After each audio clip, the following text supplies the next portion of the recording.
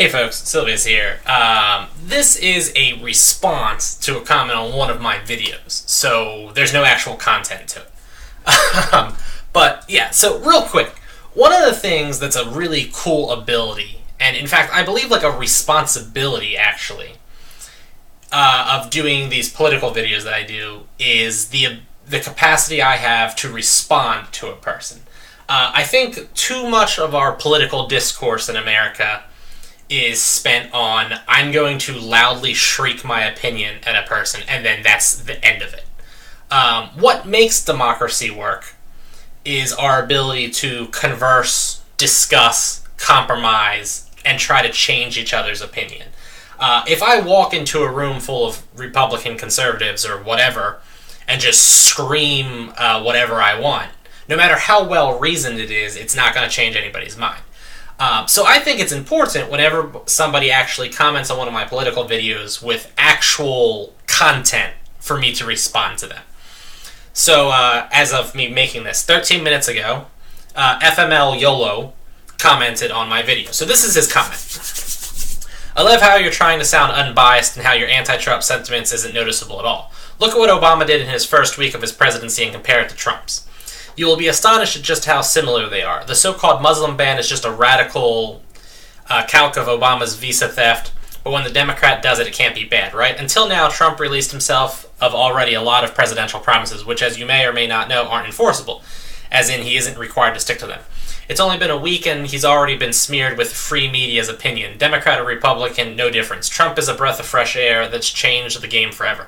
I wouldn't use a mechanic-to-doctor comparison as it doesn't stick well to president businessmen. Reagan argument. A successful millionaire cannot be a complete idiot. You're entitled to your own opinion. I just want you to give him and his cabinet a fair chance and to look at his policies from different perspectives. Peace. Alright. That, as far as a comment on one of my videos, is perfectly civil and well-reasoned, and I'm happy to respond to it, okay? Here, because I'm a reasonable person, and as funny as FML YOLO's name is, he or she seems to be a reasonable person. So we can discuss this. Alright. So I'm going to kind of take this comment and respond to it as we go. The first thing is, I'm not trying to sound unbiased. From the get-go, I've been pretty anti-Trump. I mean, personally, I find the man to be reprehensible as like a human being. Not that that disqualifies him from public service, though. I kind of find Bill Clinton to be reprehensible, and I think he was a great president. I kind of find Donald Trump to be somewhat incompetent. I've made no, hiding of my fact that I don't like Donald Trump. So I'm not trying to be like, look, this is my unbiased opinion. I'm trying to be like, look, I don't like this guy, but here's the thing. The video, Talking Trump Episode 2, was about how Trump, as a political outsider, struggles to make the smooth political moves that a veteran political insider would have made. My point is that Trump is making missteps in the political aspect of things because he's new to politics. Whether or not his policy decisions are correct or wrong, he's shooting himself in the foot by a sloppy implementation because he and his cabinet aren't the veteran political insiders that they specifically aren't supposed to be. I'm not trying to disparage Trump in this particular video. I'm saying what Trump needs to do is polish his political thing and make his moves smoother and ease into them so much. Because what he's currently doing is like a blunt hammer approach where he's just smashing it. And nobody's really enjoying that. Even when he's doing a thing that people essentially want, he's doing it in a clunky, unpleasant way. That's all I was saying in my video. A different video could be focused on whether or not the things he's done are right or wrong. All I'm saying in this particular video, though, is if he had been a smoother political operative, there wouldn't be protests in airports across America right now. Or they'd be less intense. If he had been a smoother political operative, or he had taken the advice of political operatives, which is the advice I gave in the video, which was he needs a veteran political consultant and analyst on his payroll, and he needs to listen to that person all the time. If he had done those, we wouldn't be having these protests. There wouldn't be such a stupid furor over his comments about the Mexican wall right now. His press secretary wouldn't have said stupid crap about... I'm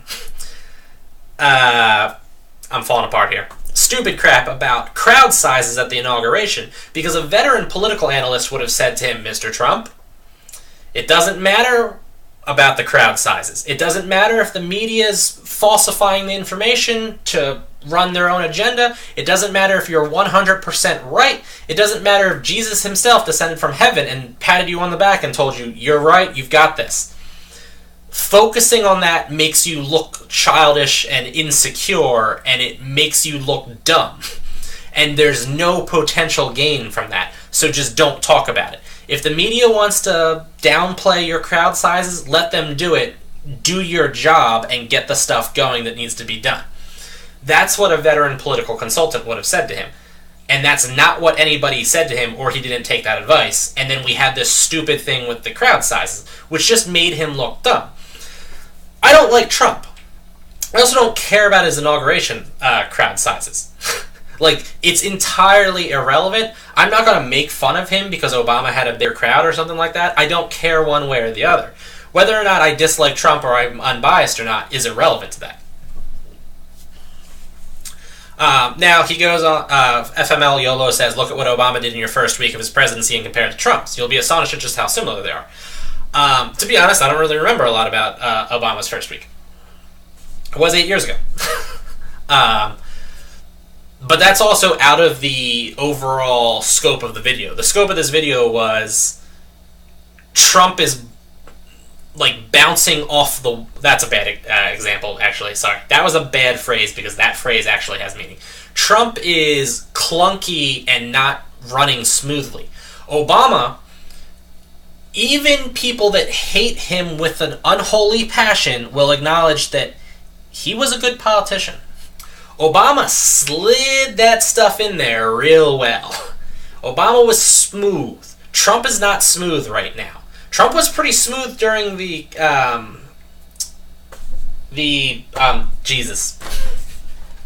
thing that led up to the election. I completely cannot remember the word. He was really, well, he was mostly smooth then. Mostly. Well, whatever. But Obama was a smooth political operative. Whether or not you like him, whether or not you agree with his policies or not, he was a good politician. He knew what he was doing. So whether or not Trump's, Muslim ban is identical to Obama's visa theft, which I don't even know what it is, but I'm sure somebody can tell me. Obama slid that in there. He kind of played it up. Trump is a salesman, and I don't mean that negatively. I mean, like, Trump can convince you and can talk to you and sell you on an idea really well. And he didn't do that with his Muslim ban. He just did it and then kind of floundered, and then it made it look horrible, and then his people took to defend it in, like, the worst ways possible. Just to actually directly respond to FML YOLO right here. When Trump does something that people are upset about, Obama did it too, isn't going to make anybody less angry at Trump. The implied meaning of that comment is, you're a hypocrite because it didn't bother you when your guy did it, but now that this other person is doing it, you're upset about it.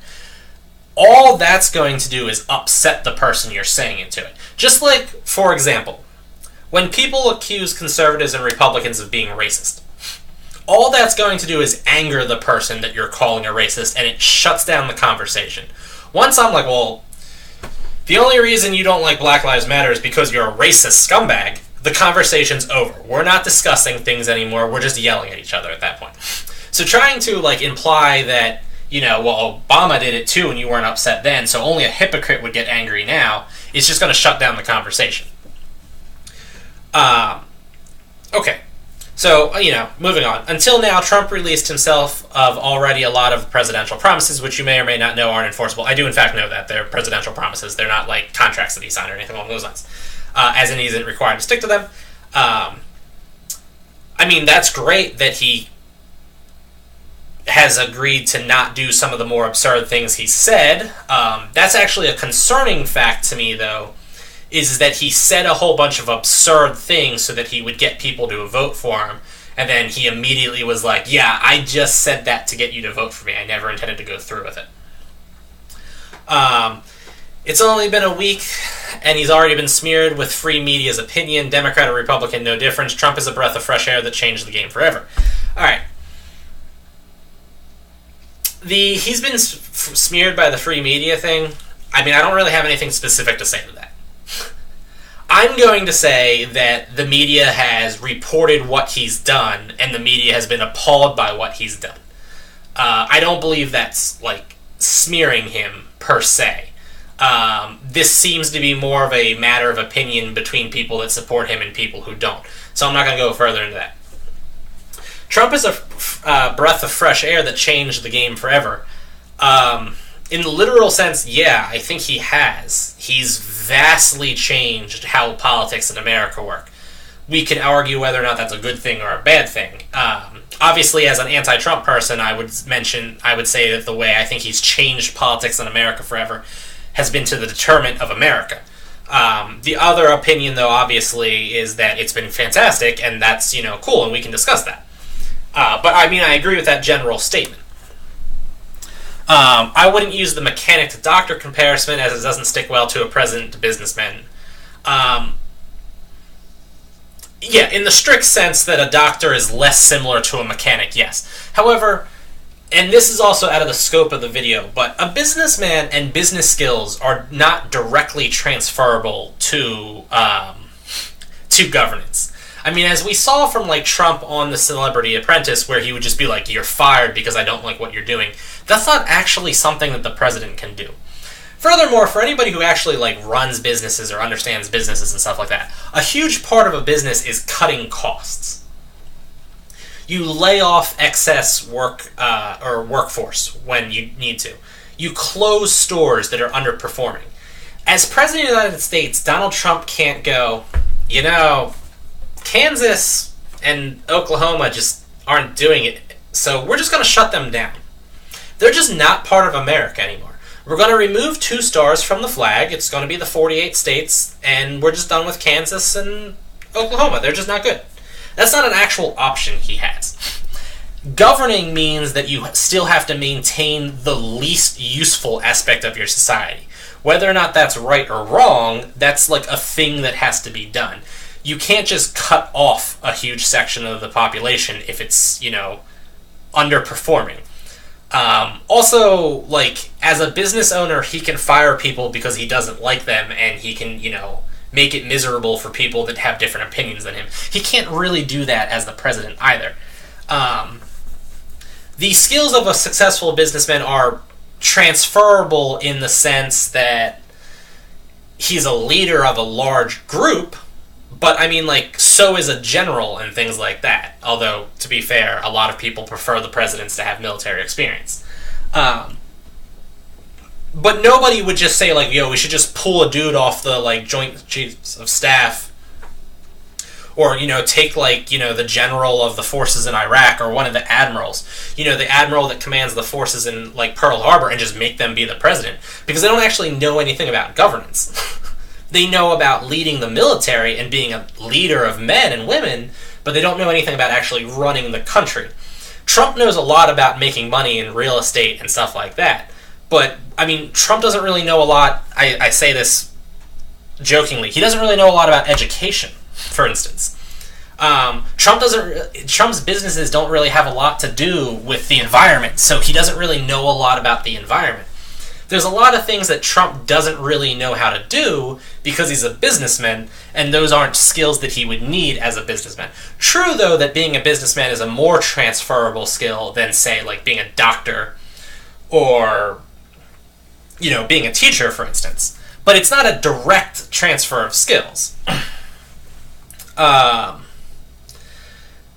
Which isn't this. I mean, and that was kind of my concern, is that it wasn't a direct transfer of skills, and also that as a political outsider, he lacks the finesse that a political insider would have had.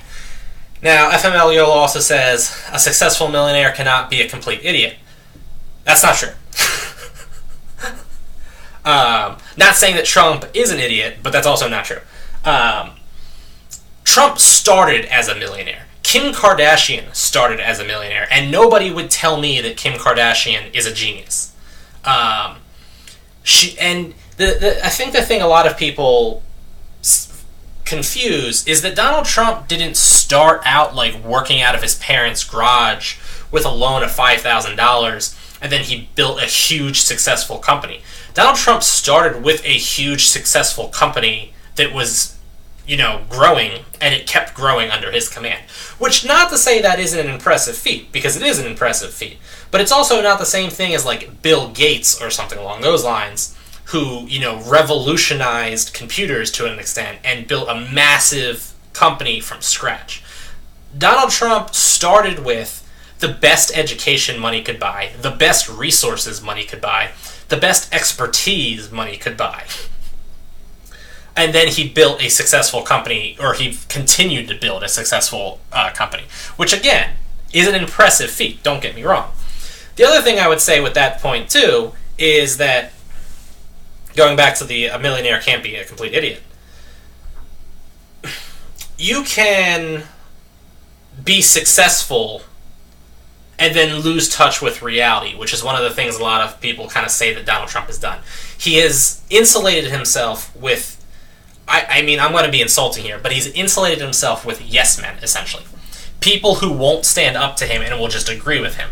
If people were standing up to him, Kellyanne Conway would not have gone on TV and called them alternative facts. That wouldn't have happened. His press secretary would not have made an issue about crowd sizes. That wouldn't have happened. He said, I'm upset about this, and they said, don't worry, Mr. Trump, we'll make you happy about it. When they should have said, this is a losing proposition. Don't argue about your crowd sizes. And after it blew up in his face, they should have just let it go. Dropped it. That was a whoops moment. Don't follow up on it. Instead, though, Kellyanne Conway goes on TV and talks about alternative facts. That's, I think, sort of the issue that certain people see with him, is that there's that disconnect where he's insulated himself from actual criticism. He believes he's a super genius, not saying he's not a super genius, but he believes that. So he has extreme confidence in his own, decision making and thought processes. And when there's something wrong there, not saying there's always something wrong there, not saying that other people don't have something that goes wrong, but there's nobody there to be like, hold on, that's not how that works. Now, the final part is you're entitled to your own opinion. I just want you to give him and his cabinet a fair chance and look at his policies from a different perspective. I don't know if I can actually look at his policies from a different perspective, but I do understand that his policies aren't inherently wrong. Most of them. Whatever, like I said, I don't like the guy. As I said in this video, though, I don't want Donald Trump to fail. I want Donald Trump to be successful because he's leading our country. And like I specifically said, if he screws up horrifically, we all, we're all the ones taking the brunt of the disaster. So I don't want that to happen. I want Donald Trump to focus on actually fixing the issues that need to be fixed. Because even as I dislike him, I wasn't a big fan of President Obama either. And I acknowledge that there was a whole bunch of problems with various things and stuff like that too. Obamacare isn't a panacea or the perfect solution to a whole bunch of problems. I get that. And I would like to see Donald Trump solve a lot of these problems. And I don't want to see him wasting his time talking about alternative facts based off of crowd sizes. I may have been somewhat critical in the initial video, and possibly this video too, of his Muslim ban. Ultimately, and this is going to sound kind of callous, it doesn't personally affect me, so I sort of don't care.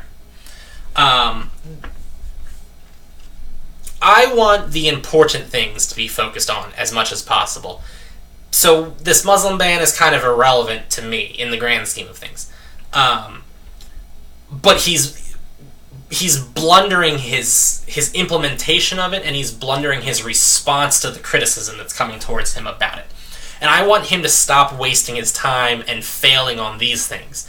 I don't want 4 years of horrific gridlock where nothing gets done again, because that's what we had for the 8 years of President Obama. Just horrific gridlock where nothing gets done. I want stuff to get done. And to that, we need to be working together. Democrats need to work with him to, on one hand, stop him from doing the more absurd things, but also so that we can come to a compromise, so that we can work things out, so that we can get things done. And that's what needs to be done. And Democrats aren't going to work with him when he botches his Muslim ban and then defiantly defends it in the news, calls the news fake news media, and calls us all stupid liberals, and then a whole bunch of people post comments on things calling all the liberals, delicate snowflakes who are crying about it, like mocking the guy who, held a press conference and cried and something like that, mocking that dude. That's not going to help the Democrats want to work with Donald Trump. Calling us liberal snowflakes all the time isn't actually going to help us do anything. Just automatically dismissing what we have to say isn't going to help us work with you. And I want us to work with him, because that's what needs to be done. That's what makes America great, is the fact that even when it's a president we don't like, we can work with him. Now, for the last 8 years, though, the Republicans didn't do that, and that's what I don't want to have happen again. So I want Trump to extend the olive branch to us and work with us. At the very least, I want him to just do whatever it is he's going to do and ignore our existence. Instead, though, he's screwing up these responses, and it's making the whole situation worse. And it's riling up the Democratic base because it's so upsetting to us what he's doing, and then he's giving us stupid crap. So, we're now arguing about alternative facts and stuff like that, and it's nonsense. So, I am giving him a fair chance because I want him to succeed, and I want to be able to work with him as much as I can. But I'm not confident, though, and that's the thing, is that, every additional piece of factual information that's coming out of his administration is freaking me and other Democrats out more and more. And that's why this video I said he needs a political operative to prevent that from happening, because this is the path to disaster. Whether or not that disaster is, stupid gridlock, lawsuits out the wazoo, or even an attempt at impeaching him or something like that, which is never going to be a good idea. But this is the path we're on, and a veteran political analyst and consultant would guide him off of this path and guide him to the path of working with us. Obama screwed this up too. The Republicans refused to work with him, and then he said, okay, screw you guys, and flipped them off. That was not the correct choice. Now, again, I want to throw a lot of blame on the Republicans because I'm biased in this sense. But, this is what happened. So that's all I'm saying. So I am biased in the sense that I don't like Donald Trump. But I do want him to succeed. I don't want to see him fail. I'm not sitting there applauding his failure like the Republicans did against Obama, which I'm going to keep throwing out there. Anyway, that's it for me. That's my little response. And I'm done. I'm going to post this real quick.